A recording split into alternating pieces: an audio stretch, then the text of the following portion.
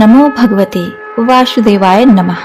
प्रिय भक्तगणों, पद्म पुराण के अनुसार मन चाहे फल की प्राप्ति के लिए भगवान बृहस्पति देव विष्णु जी की पूजा करके बृहस्पतिवार की कथा का श्रवण करना चाहिए।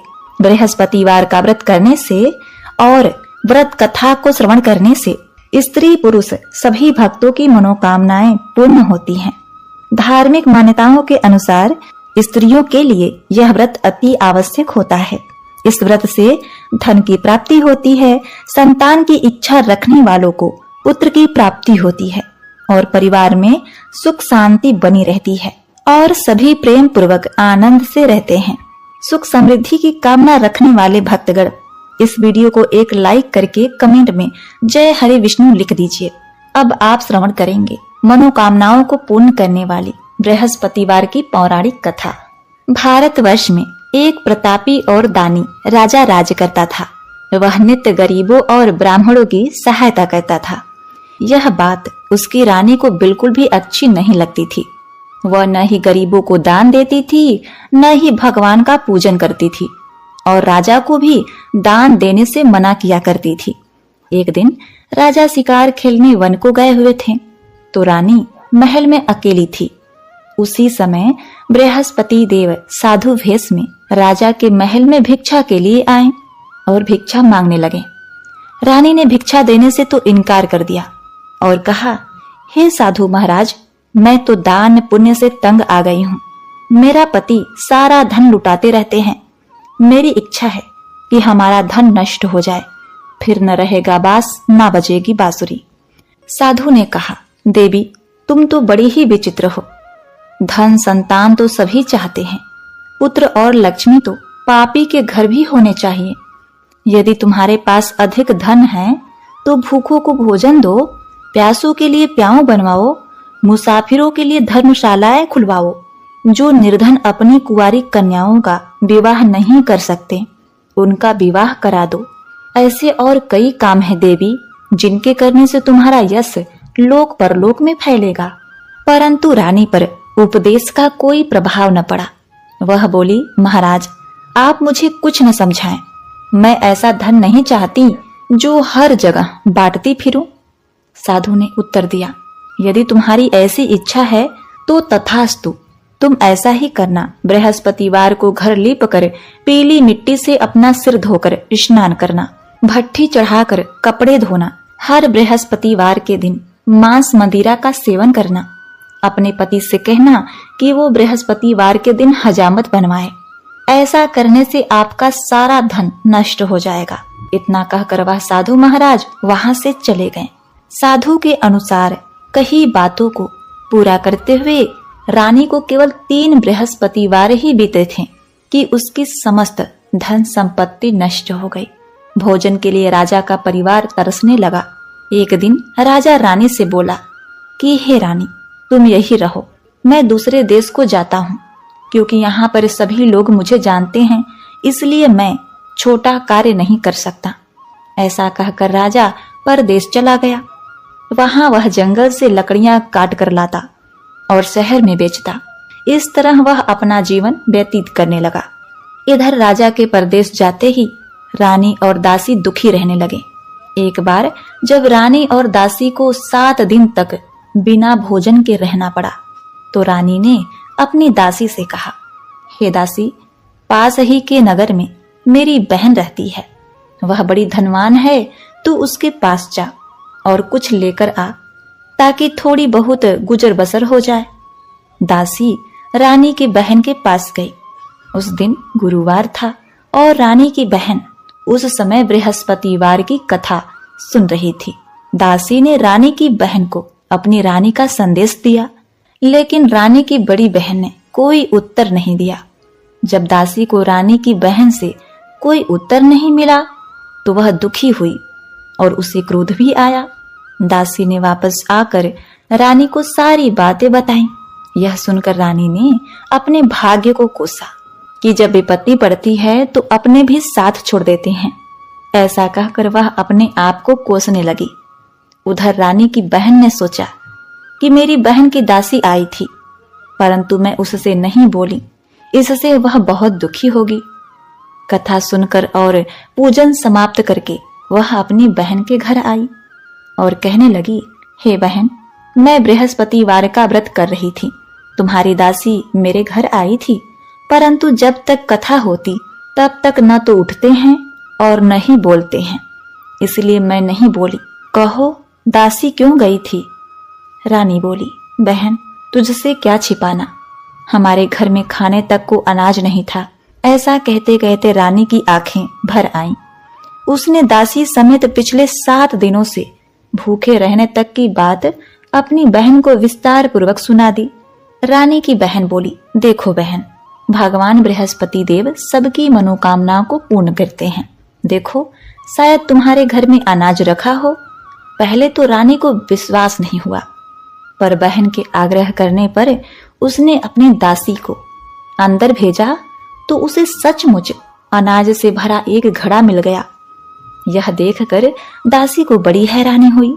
दासी रानी से कहने लगी, हे रानी, जब हमको भोजन नहीं मिलता तो हम व्रत ही तो करते हैं, इसीलिए क्यों ना इनसे व्रत और कथा की विधि पूछ ली जाए ताकि हम भी व्रत कर सकें। तब रानी ने अपनी बहन से बृहस्पतिवार व्रत के बारे में पूछा। उसकी बहन ने बताया, बृहस्पतिवार के व्रत में चने की दाल, मुनक्का से विष्णु भगवान का केले की जड़ में पूजन करें तथा दीपक जलाएं, व्रत कथा सुने और पीला भोजन ही करें। इससे बृहस्पति देव प्रसन्न होते हैं। व्रत और पूजन विधि बताकर रानी की बहन अपने घर को लौट गई। 7 दिन के बाद जब गुरुवार आया तो रानी और दासी ने व्रत रखा। घुड़साल में जाकर चना और गुड़ लेकर आई, फिर उसे केले की जड़ तथा विष्णु भगवान का पूजन किया। अब पीला भोजन कहाँ से आए, इस बात को लेकर दोनों बहुत दुखी थीं। चूंकि उन्होंने व्रत रखा था, इसीलिए बृहस्पति देव उससे प्रसन्न हो गए। इसीलिए वे एक साधारण व्यक्ति का रूप धारण करके 2 थाली में सुंदर पीला भोजन दासी को दे गए। भोजन पाकर दासी प्रसन्न हुई और फिर रानी के साथ मिलकर भोजन ग्रहण किया। इसके बाद वे सभी गुरुवार को व्रत और पूजन करने लगे। बृहस्पति देव भगवान की कृपा से उनके पास फिर से धन संपत्ति आ गई, परंतु रानी फिर से पहले की तरह ही आलस्य करने लगी। तब दासी बोली, हे रानी, तुम पहले भी इस प्रकार आलस्य करती थी।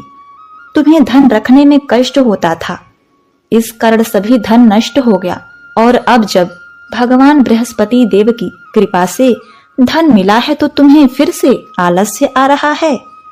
रानी को समझाते हुए दासी कहती है कि बड़ी मुसीबतों के बाद हमने यह धन पाया है, इसलिए हमें दान पुण्य करना चाहिए, भूखे मनुष्य को भोजन कराना चाहिए और धन को शुभ कार्यों में खर्च करना चाहिए, जिससे तुम्हारे कुल का यश बढ़ेगा, स्वर्ग की प्राप्ति होगी और पितृ प्रसन्न होंगे। दासी की बात मानकर रानी अपना धन शुभ कार्यों में खर्च करने लगी, जिससे पूरे नगर में उसका यश फैलने लगा। वही इधर एक दिन राजा दुखी होकर जंगल में एक पेड़ के नीचे आसन जमाकर बैठ गया। वह अपनी दशा को याद करके व्याकुल होने लगा। बृहस्पतिवार का दिन था। एकाएक उसने देखा कि निर्जन वन में एक साधु प्रकट हुए। वह साधु वेश में स्वयं बृहस्पति देवता थे। लकड़हारे के सामने आकर बोले, हे लकड़हारे, इस सुनसान जंगल में तू चिंता मग्न क्यों बैठा है? लकड़हारे ने दोनों हाथ जोड़कर प्रणाम किया और उत्तर दिया, महाराज जी, आप सब जानते हैं, मैं क्या कहूं। यह कहकर रोने लगा और साधु को अपनी आत्मकथा सुनाई। महात्मा जी ने कहा, तुम्हारी स्त्री ने बृहस्पतिवार के दिन बृहस्पति भगवान का निरादर किया है, जिसके कारण रुष्ट होकर उन्होंने तुम्हारी यह दशा कर दी है। अब तुम चिंता को दूर करके मेरे कहने पर चलो, तुम्हारे सब कष्ट दूर हो जाएंगे और भगवान पहले से भी अधिक धन संपत्ति तुम्हें देंगे। तुम बृहस्पतिवार के दिन कथा किया करो। 2 पैसे के चने मुनक्का लाकर उसका प्रसाद बनाओ। शुद्ध जल में लोटे में शक्कर मिलाकर चरना अमृत तैयार करो। कथा के पश्चात अपने सारे परिवार और सुनने वाले प्रेमियों में अमृत व प्रसाद बांटकर आप भी ग्रहण करें। ऐसा करने से भगवान तुम्हारी सब मनोकामनाएं पूरी करेंगे। साधु के ऐसे वचन सुनकर लकड़हारा बोला, हे प्रभु, मुझे लकड़ी बेचकर इतना पैसा नहीं मिलता जिससे भोजन के उपरांत कुछ बचा सकूं। मैंने रात्रि में अपनी पत्नी को व्याकुल देखा है। मेरे पास कुछ भी नहीं जिससे मैं उसकी खबर मंगा सकूं। साधु ने कहा, हे लकड़हारे, तुम किसी बात की चिंता मत करो। बृहस्पतिवार के दिन तुम रोजाना की तरह लकड़ियां लेकर शहर को जाओ। तुमको रोज से 2 गुना धन प्राप्त होगा, जिससे तुम भली भांति भोजन कर लोगे तथा बृहस्पति देव की पूजा का सामान भी आ जाएगा। हे राजन, बृहस्पति देव की कथा इस प्रकार से है। प्राचीन काल में एक बहुत ही निर्धन ब्राह्मण था। उसके कोई संतान नहीं थी। वह नित्य पूजा पाठ करता था, परंतु उसकी स्त्री बहुत ही मलिन रहा करती थी। वह न स्नान करती, न किसी देवता का पूजन करती और प्रातः काल उठते ही सर्वप्रथम भोजन करती, बाद में कोई अन्य कार्य करती थी।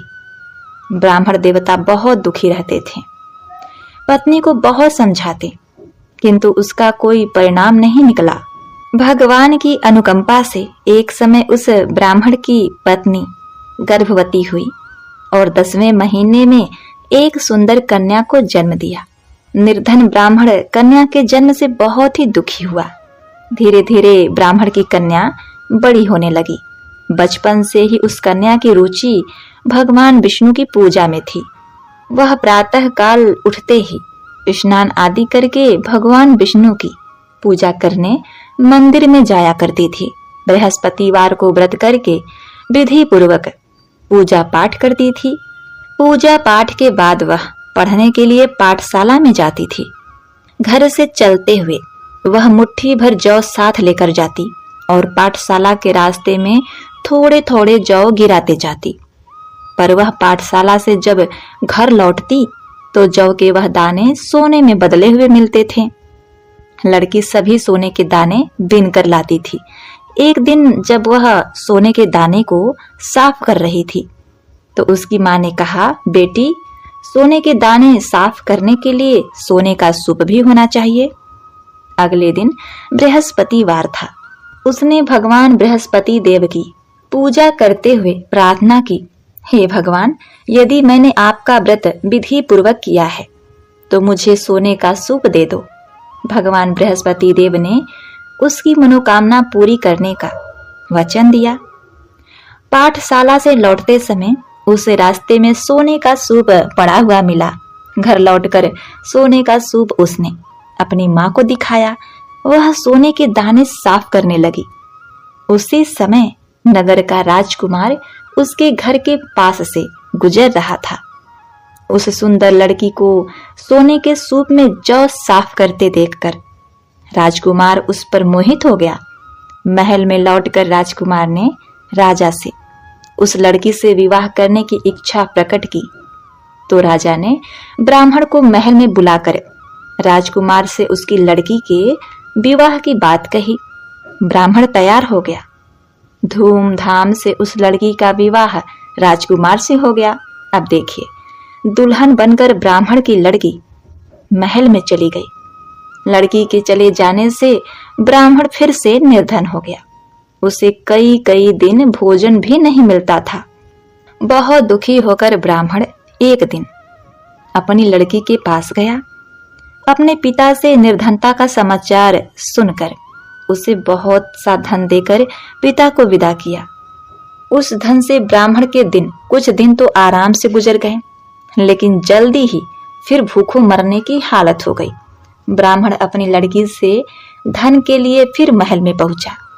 लड़की ने अपने पिता की बुरी हालत देखकर कहा, पिताजी, आखिर आप कब तक मुझसे धन लेकर जीवन यापन करेंगे? आप कोई ऐसा उपाय क्यों नहीं करते जिससे आपका घर धन संपत्ति से भर जाए? ब्राह्मण ने कहा, मैंने तेरी माँ को बहुत समझा दिया, पर उसकी समझ में कुछ नहीं आता। उसका फूहड़पन नष्ट हो तो घर की निर्धनता भी दूर हो जाए। तब कुछ सोचकर लड़की ने पिता से कहा, पिताजी, आप कुछ दिनों के लिए मेरी माँ को मेरे पास छोड़ जाओ। तब कुछ सोचकर ब्राह्मण पत्नी को लड़की के पास महल में छोड़ गया। लड़की ने अपनी माँ से कहा, माँ, तुम प्रातः काल उठकर स्नान आदि करके भगवान बृहस्पति देव विष्णु जी की पूजा अवश्य करना। पूजा करने से तुम्हारी निर्धनता अवश्य ही दूर हो जाएगी। लेकिन उसकी माँ ने उसकी कोई बात नहीं मानी। तब क्रोधित होकर लड़की ने अपनी माँ को एक कक्ष में बंद कर दिया। सूर्योदय के समय माँ को उठाकर जबरदस्ती उसे स्नान कराया और फिर मंदिर ले जाकर भगवान बृहस्पति देव की पूजा कराई। कुछ दिनों तक ऐसा करने से माँ की बुद्धि में परिवर्तन हुआ और वह स्वयं बृहस्पतिवार का व्रत रखने लगी। उसके व्रत रखने से ब्राह्मण के घर में भगवान विष्णु की अनुकंपा से धन की वर्षा होने लगी।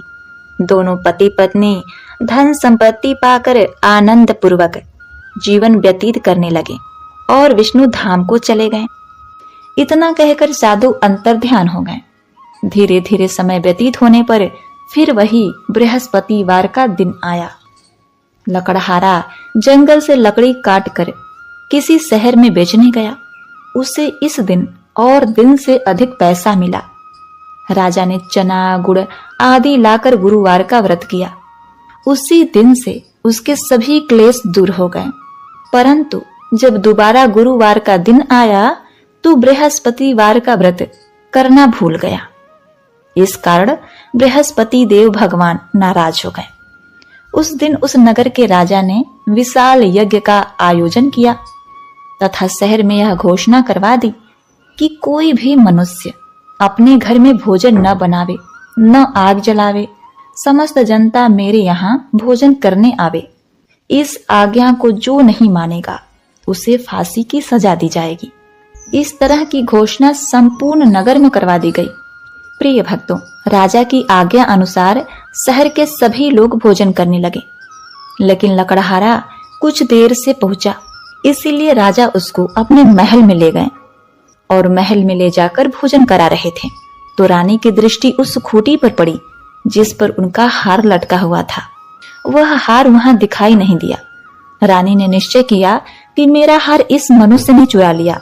उसी समय सिपाहियों को बुलाकर उसको कारागार में डलवा दिया। जब लकड़हारा कारागार में पड़ गया और बहुत दुखी होकर विचार करने लगा कि न जाने कौन से पूर्व जन्म के कर्म से मुझे यह दुख प्राप्त हुआ है, और उसी साधु को याद करने लगा जो कि जंगल में मिला था। उसी समय तत्काल बृहस्पति देव साधु के रूप में प्रकट हुए और उसकी दशा को देखकर कहने लगे, अरे मूर्ख, तूने बृहस्पति देव की कथा नहीं करी, इस कारण तुझे दुख प्राप्त हुआ है। अब चिंता मत कर। बृहस्पतिवार के दिन कारागार के दरवाजे पर 4 पैसे पड़े मिलेंगे। उससे तू बृहस्पति देव की पूजा करना, तेरे सभी कष्ट दूर हो जाएंगे। अब बृहस्पतिवार के दिन उसे 4 पैसे मिले। लकड़हारे ने कथा कही। उसी रात्रि को बृहस्पति देव ने उस नगर के राजा को स्वप्न में कहा, हे राजन, तुमने जिस आदमी को कारागार में बंद कर दिया है वह निर्दोष है, वह राजा है, उसे छोड़ देना। रानी का हार उसी खूंटी पर टंगा है। अगर तू ऐसा नहीं करेगा तो मैं तेरे राज्य को नष्ट कर दूंगा। इस तरह रात्रि के स्वप्न को देखकर राजा प्रातः काल उठा और खूंटी पर हार देखकर लकड़हारे को बुलाकर क्षमा मांगी तथा लकड़हारे को योग्य सुंदर वस्त्र आभूषण देकर विदा किया। बृहस्पति देव की आज्ञा अनुसार लकड़हारा अपने नगर को चल दिया। राजा जब अपने नगर के निकट पहुंचा तो उसे बड़ा आश्चर्य हुआ। नगर में पहले से अधिक बाग, तालाब, कुएं तथा बहुत सी धर्मशालाएं, मंदिर आदि बन गए थे। राजा ने पूछा, यह किसका बाग और धर्मशाला है? तब नगर के सब लोग कहने लगे, यह सब रानी और दासी के हैं। तो राजा को आश्चर्य हुआ और गुस्सा भी आया। जब रानी ने यह खबर सुनी कि राजा आ रहे हैं तो उन्होंने दासी से कहा, हे दासी, देखो राजा हमको कितनी बुरी हालत में छोड़कर गए थे। हमारी ऐसी हालत देखकर वह लौट न जाएं, इसलिए तू दरवाजे पर खड़ी हो जा। आज्ञा अनुसार दासी दरवाजे पर खड़ी हो गई। राजा आए तो उन्हें अपने साथ ले गई। तब राजा ने क्रोध करके अपने रानी से पूछा कि यह धन तुम्हें कैसे प्राप्त हुआ। तब उन्होंने कहा, हमें यह सब धन बृहस्पति देव के इस व्रत के प्रभाव से प्राप्त हुआ है। तब राजा ने निश्चय किया कि सप्ताह में एक दिन जब बृहस्पतिवार के दिन व्रत कथा सुनने से और व्रत करने से इतना फल मिलता है, तो मैं प्रतिदिन दिन में 3 बार कहानी तथा रोज व्रत किया करूंगा। अब हर समय राजा के दुपट्टे में चने की दाल बधी रहती तथा दिन में 3 बार कहानी कहता। एक रोज राजा ने विचार किया, चलो अपनी बहन के यहाँ हो आवे। इस तरह निश्चय करके राजा घोड़े पर सवार हो गया और अपनी बहन के यहाँ चलने लगा। मार्ग में उसने देखा कि कुछ आदमी एक मुर्दे को लिए जा रहे हैं। उन्हें रोककर राजा ने कहा, अरे भाइयों, मेरी बृहस्पति देव की कथा सुन लो। वे बोले, लो, हमारा तो आदमी मर गया है, इसको अपनी कथा की पड़ी है। परंतु कुछ आदमी बोले, बुजुर्ग आदमी बोले, अच्छा कहो, हम तुम्हारी कथा भी सुन लेंगे। राजा ने दाल निकाली और जब कथा आधी हुई तो मुर्दा हिलने लगा, और जब कथा समाप्त हो गई तो राम राम करके मनुष्य उठकर खड़ा हो गया। ये सब चमत्कार देखकर सभी लोगों ने निश्चय किया कि हम भी बृहस्पतिवार के दिन व्रत करेंगे और कथा का श्रवण करेंगे।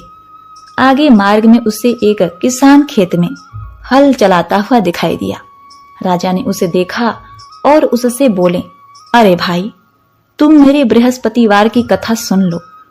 किसान बोला, जब तक मैं तेरी कथा सुनूंगा तब तक 4 हरैया जोत लूंगा। जा, अपनी कथा किसी और को सुनाना। इस तरह राजा आगे चलने लगा। राजा के हटते ही बैल पछाड़ खाकर गिर गए तथा किसान के पेट में बड़ी जोर का दर्द होने लगा। उसी समय उसकी माँ रोटी लेकर आई।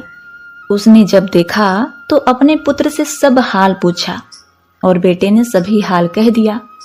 तो बुढ़िया माई दौड़ी दौड़ी उस घुड़सवार के पास गई और उससे बोली कि हे राजा, मैं तेरी कथा सुन लूंगी, तू अपनी कथा मेरे खेत पर चलकर ही सुना।